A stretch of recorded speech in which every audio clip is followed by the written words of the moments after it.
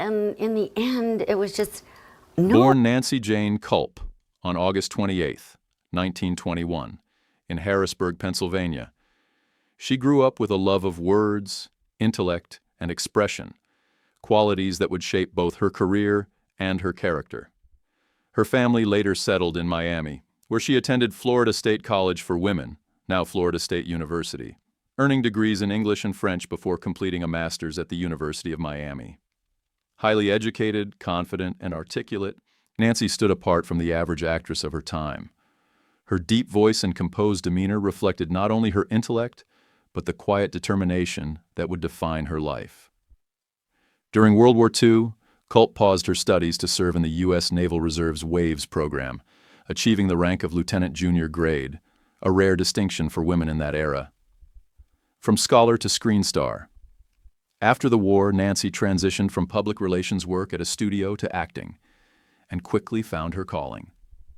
Her tall frame, sharp features, and refined wit earned her roles in classic films such as Shane, 1953, Sabrina, 1954, and A Star is Born, 1954.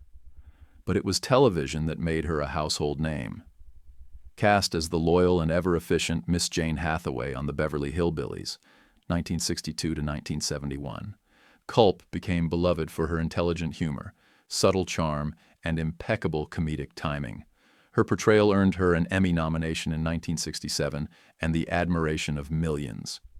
Beyond the sitcom, she appeared in The Lucy Show, Sanford and Son, and Petticoat Junction, building a resume filled with humor and heart. A private life in a restrictive era. Behind her poised public image, Nancy Culp lived in an age when Hollywood demanded conformity and secrecy. Though married briefly to Charles Malcolm Dacus in the 1950s, she never remarried after their divorce. Those close to her later recalled her quiet strength, independence, and capacity for deep affection, qualities that extended into her rumored private relationships with women in the industry. In an era when authenticity could end a career, Nancy maintained her dignity and discretion, forming close bonds with other actresses who shared similar challenges. Her rumored companionships with figures such as Tallulah Bankhead, Marlene Dietrich, and Barbara Stanwyck reflect not scandal, but courage, the quiet defiance of a woman determined to live truthfully in the shadows of an unforgiving system.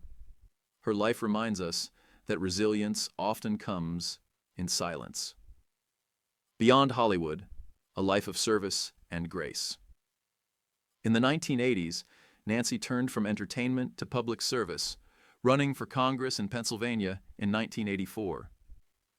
Though she did not win, her campaign focused on education, the environment, and social welfare, earning her respect as a thoughtful and principled candidate.